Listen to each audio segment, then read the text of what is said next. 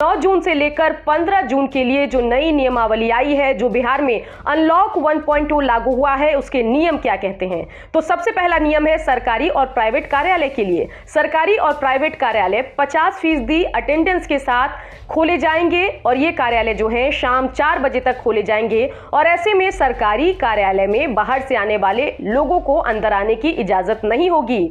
जो जनरल लोग हैं, जो एम्प्लॉय हैं, वही आ सकेंगे। जो जनरल लोग अपनी परेशानियों को लेकर सरकारी कार्यालय जाते हैं, उनको आने की इजाजत नहीं होगी। इससे पहले जो प्राइवेट कार्यालय हैं, उनको पूरी तरीके से बंद रखा गया था और सरकारी कार्यालय 25% अटेंडेंस के साथ चल रहे थे। लेकिन अब सरकारी कार्यालय में 50% अटेंडेंस के साथ एम्प्लॉय जो है वो काम करेंगे। और वहीं अगर प्राइवेट कार्यालय की बात की जाए तो यहां पर भी लोग अब 50% अटेंडेंस के साथ जो एम्प्लॉय है प्राइवेट कार्यालय के, वो काम कर सकेंगे। चलिए जानते हैं कि इन सब के बीच कुछ कार्यालय ऐसे भी हैं जिन पर नियम कानून लागू नहीं होंगे। वो पहले जिस तरीके से चल रहे थे वैसे ही चलते रहेंगे। उन जो कार्यालय हैं उनके भी नाम आपको बता देते हैं। आवश्यक सेवाओं यथा जिला प्रशासन, पुलिस, सिविल डिफेंस, विद्युत आपूर्ति, जलापूर्ति, स्वच्छता, फायर ब्रिगेड, स्वास्थ्य, पशु स्वास्थ्य, आपदा प्रबंधन, दूरसंचार, डाक विभाग से संबंधित, कोषागार और उससे संबंधित वित्त विभाग के कार्यालय, खाद्यान्न की अधिप्राप्ति से संबंधित कार्यालय, पर्यावरण, वन एवं जलवायु परिवर्तन विभाग की अत्यावश्यक गतिविधियों से संबंधित कार्यालय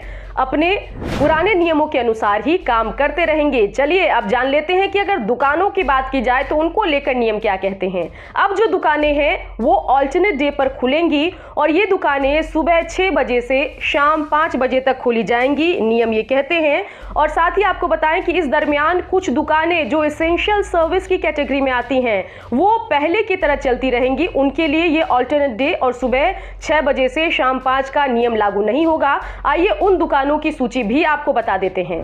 बैंकिंग, बीमा, एटीएम, गैर बैंकिंग वित्तीय कंपनियों के कार्यालय चलते रहेंगे जैसे चलते आ रहे थे। साथ ही औद्योगिक और विनिर्माण कार्य से संबंधित जो दुकान कार्यालय हैं वो भी चलते रहेंगे।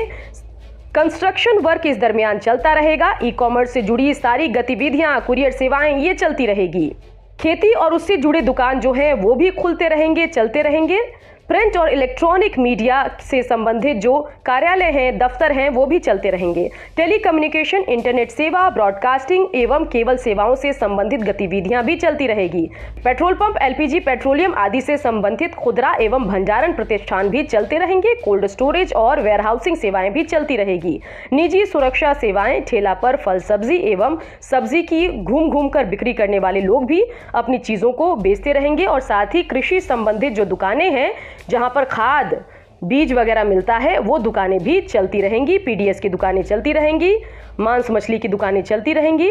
ये दुकानें तो चलती रहेगी, लेकिन सभी तरह की दुकानों में कुछ नियमों को दुकानदारों को फॉलो करवाना होगा। जैसे कि जितने भी लोग दुकान में मौजूद होंगे सबको मास्क पहनना होगा और साथ ही दुकान में सैनिटाइजर की व्यवस्था करनी होगी, जो वहां के एम्प्लॉय और आने वाले लोग उसका इस्तेमाल करेंगे। और इसके अलावा दुकानदारों को दुकान के अंदर सोशल डिस्टेंसिंग का ध्यान भी रखना होगा।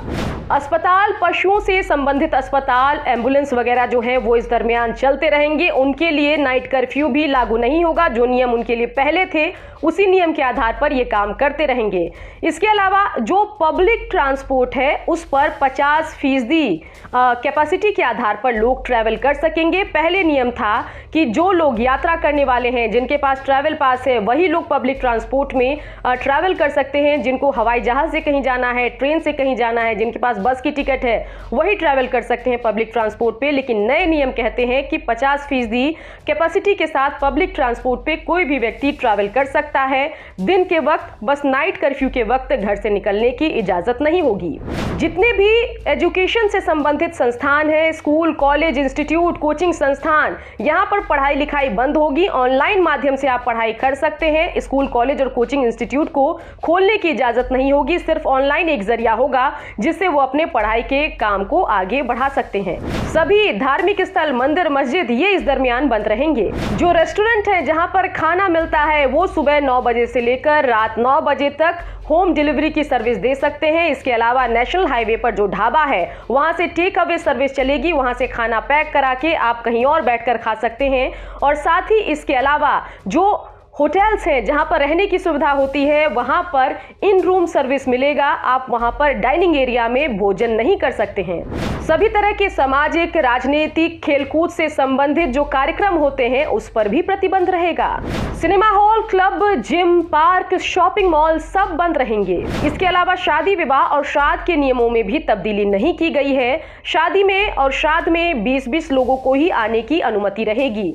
आइए जानते हैं नाइट कर्फ्यू को लेकर नियम क्या कहते हैं। जो नाइट कर्फ्यू है वो शाम 7 बजे से सुबह 5 बजे तक लागू रहेगा और इस दरमियान जो मेडिकल सुविधा वाले वाहन हैं वो चलते रहेंगे, उन पर कोई रोक लागू नहीं रहेगी, जैसे कि एम्बुलेंस हो गया। और इसके बाद प्राइवेट वाहन भी जो हैं, जो मेडिकल रीजन से बाहर निकले हैं, उन पर भी नाइट कर्फ्यू लागू नहीं होगा। वो भी किसी नजदीकी अस्पताल या किसी भी मेडिकल संबंधित काम से जा सकते हैं। और इसके अलावा नियम ये भी कहते हैं कि जिन वाहनों के पास होगा जिला प्रशासन का, वो भी नाइट कर्फ्यू में ट्रैवल कर सकते हैं। इसके अलावा जो माल गाड़ियां होती हैं उन पर भी नाइट कर्फ्यू लागू नहीं होगा। अपनी ड्यूटी पर जा रहे, एसेंशियल सर्विस दे रहे लोगों को नाइट कर्फ्यू में निकलने की इजाजत होगी। वो अपनी गाड़ी से भी नाइट कर्फ्यू में जा सकते हैं। इसके अलावा कुछ और नियम है, वो क्या कहते हैं आइए जानें। अंतर्राज्यीय मार्गों पर अन्य राज्यों को जाने वाले निजी वाहन जो हैं वो चलते रहेंगे नाइट कर्फ्यू में भी, लेकिन इन सब के बीच सार्वजनिक और निजी वाहनों में मास्क पहनना होगा, ये बेहद जरूरी है।